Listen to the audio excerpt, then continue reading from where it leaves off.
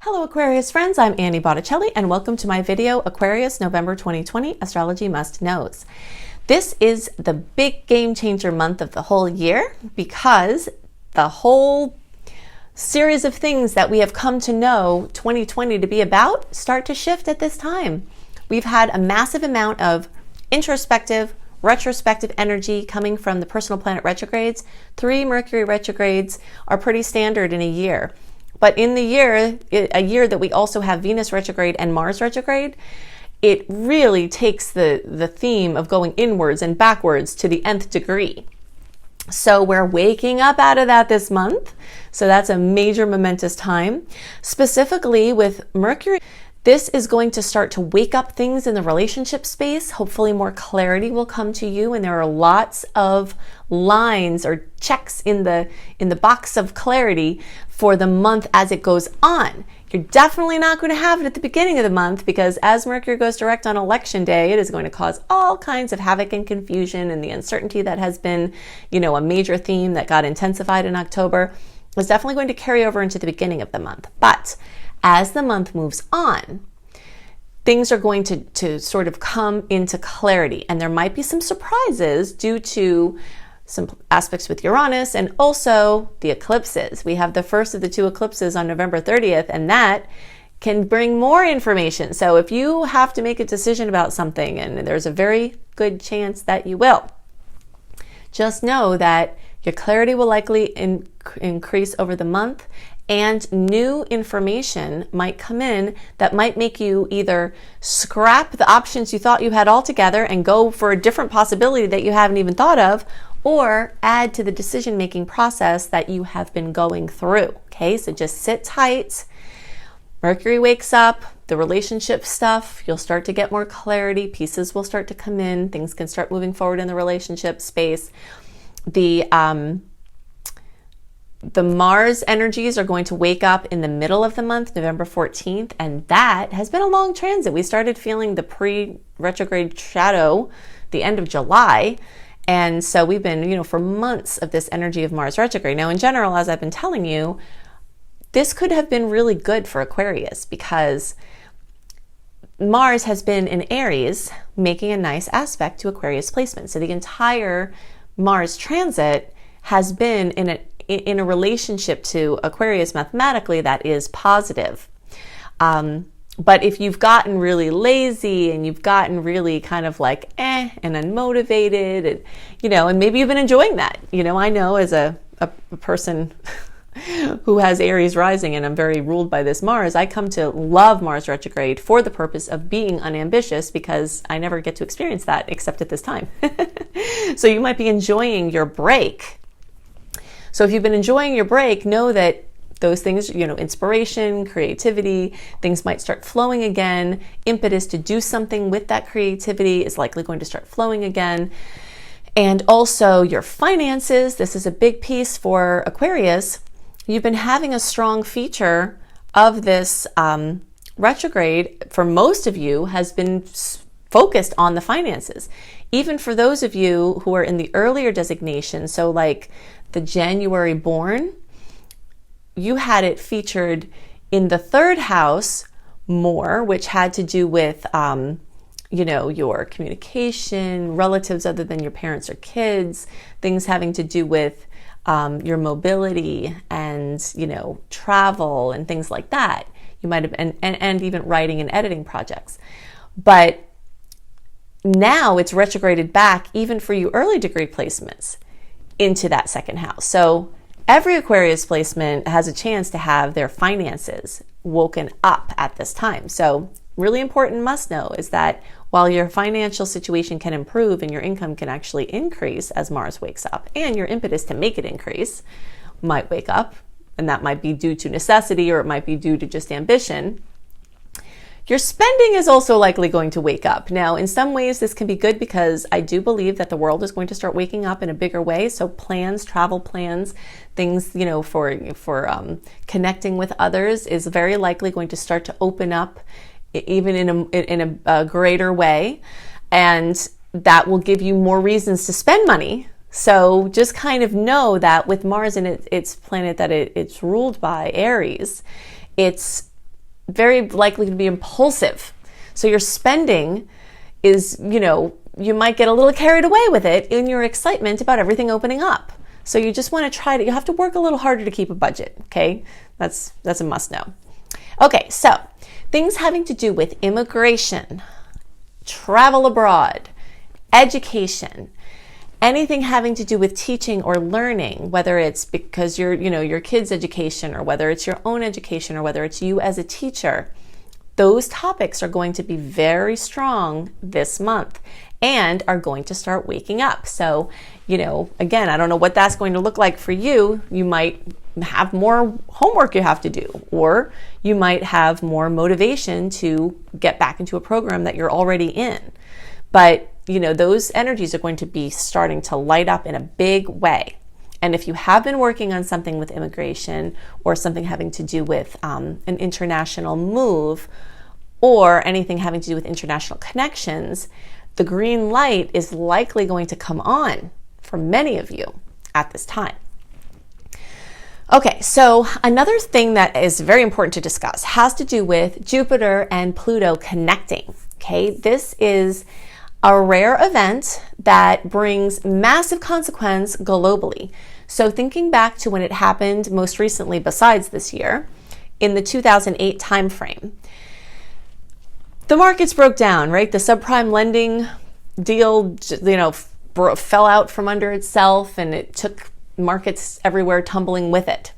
And it alerted people to things that were really a problem to begin with. So basically flaws in the systems, and broke down some of the systems and built them up again. Okay, so we've been seeing that happen again this year as Jupiter and Pluto have connected.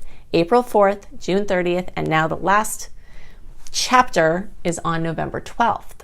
Okay, so the systems are being redone. They're being tested. And if you've watched my Jupiter and Capricorn video that I put out last year, before all of this stuff happened, I talked about how Jupiter and Capricorn was going to test these systems. And now with the connection with Pluto, which blows stuff up and builds stuff anew, it's like the phoenix rising from the ashes. We've had in everywhere from the international to the national to the community to the relationship to the individual level, we've had our own systems, every system be tested. The good news about this, and I talked about this more in the October set of videos, really has to do with seeing what has been working for you of your old systems and taking them with you as a foundation for the brand new, because things are going to get really weird as we get into Aquarius. You all know how that is. You all are not usual thinkers. You have unusual perspectives and, a lot of insight that some people think is strange. I don't think it's strange. It's perfectly normal and I really resonate with it. But they're very much against or in conflict with, seeming conflict with, that stodgy energy of Capricorn that we are leaving, okay? And this is another push into the age of Aquarius that has started, already for decades. It's really been building and building and building as this orb of energy. But this movement of Jupiter and Saturn into Aquarius in December, which you'll really start to feel even in November, is going to add more layers to the energy of Aquarius. So something notable is going to happen for many people and for the world around this time. Of course, elections are around this time. A lot of things are going to be happening, but it's kind of like a wrap up. It's a wrap up, and however it goes, it's going to be stepping into the evolution of its next self. And you'll be able to take this idea and drill it down to your individual experience too. Like, you've been working with these certain continuums. A lot of it has had to do with clearing massive amounts of karma. And you're ready to step into something new, and you'll start to feel this. But the beginning of the month it's not going to be as apparent, it's just going to make itself known. The clarity, the oomph, everything develops as the month progresses. Some other things to celebrate and must know for Aquarius is that we have Venus moving through Libra. We have Mercury finishing a movement through Libra. And those are air signs. Okay, so they're going to kiss your placements. So things involving money, you know, as Venus comes and kisses your placements, you could get some extra money news. You could get some extra just important news that could be supportive. And that's all very positive. So we are going to have a lot of heavy emotion this month too, but not nearly as much as October. Okay, because we're phasing out of the Scorpio energy. So this is kind of a weird thing because as I say, we're phasing out of it, like the whole month of November, there is, Mercury's going to move through Scorpio, the sun is moving through Scorpio. At the end of the month, Venus is going to get into Scorpio, and that's all emotional energy. But as the month goes on and the energies start moving forward, Mars in a fire sign starts sizzling. The sun getting into Sagittarius, it's like softening some of the excess of the emotion, right? So we're really going to start cracking through into lots of new possibilities. And of course, when the planets move through Sagittarius, this is amazing for Aquarius placements, okay? So I do think that as the month goes on, things can get even better for you. But even in the beginning of the month, with those planets moving through fellow air signs, there are definitely kisses to be had. So look for them. Okay, let's see. The most important thing to know about this month, okay, most important must know, is that the first of the two eclipses are going to happen. It's not going to be until November 30th. That's why I saved it for last, because all this other stuff kind of builds up to this. And this is another point of why I was saying maybe hold off on your big decisions, because this eclipse may bring in massive news for you. Now, really good news must know for Aquarius. Gemini eclipses are in sweet angles for Aquarius placements. So every Aquarius can benefit tremendously from the whole Gemini Sagittarius eclipse cycle. So yay. All right. So especially anyone near 8 degrees. All right. So from 3 degrees until 13 degrees, if you're watching for Moon in Aquarius, rising Aquarius, Sun in Aquarius, any Aquarius placement. And I recommend that you do search for how to find a free birth chart online or run a free birth chart online, because you might have more placements in Aquarius than you even know. And you can see the degrees in a birth chart. And if you know this, then when I give you this information about the degrees, how things might hit you more strongly, then you'll have more information and you can take your astrology work deeper.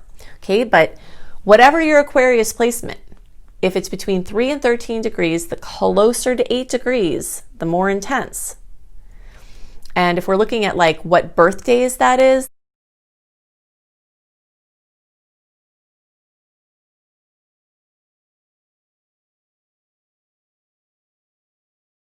even more intense in a good way. Okay, this is a beautiful angle, unless you have another superseding factor where this eclipse is hitting you with some other placement, which I can't tell, right, from the limited information I have, not seeing your chart. But just from this strictly looking at your Aquarius placement, it's very likely to be super positive. And that is very exciting.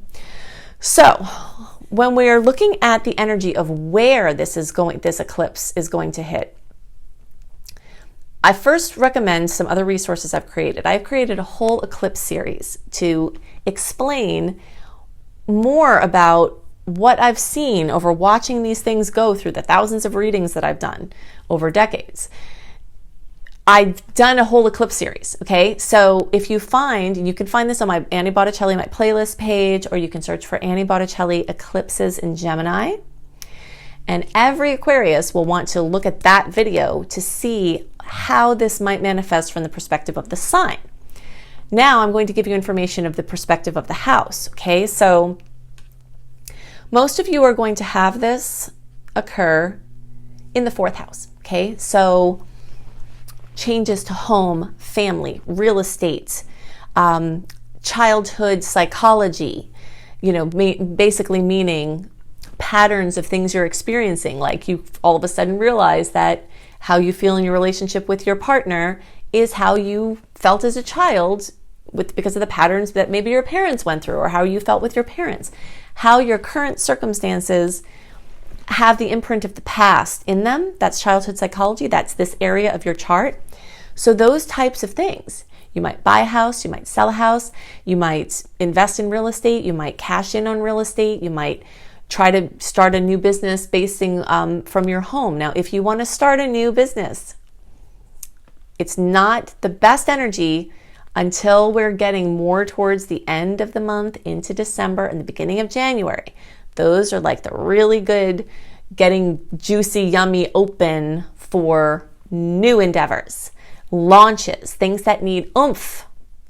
You want to wait as the month goes on because you don't want to have Mars retrograde or Mercury retrograde when that's happening. You want to have the momentum. You want to have planets in Sagittarius. This eclipse energy can be amazing for you, but home-based business, taking it to the next level or starting it, that could be a way that this manifests. And if you have a business based on people's homes or based in people's homes, like, feng shui or construction, or if you're a realtor, those types of energies can show up really strongly for your work.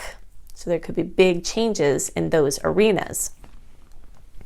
And also, if you're somebody that works with people's inner world, like hypnosis, psychology, anything like that, those can also be very strongly featured from this eclipse. So I strongly suggest that besides looking for Annie Botticelli eclipses in Gemini, also look for my video called Eclipses in Cancer and Fourth House, because that's the area that all Aquarius placements are going to have energy. Now, those of you towards the end of the sign, February 11th through the end of the sign, maybe February 10th, in those days around there through the end of the sign, or for 20 to 29 degrees if you're watching for your rising sign, you all might also have the energy in the third house, which is the same energy as the sign of Gemini.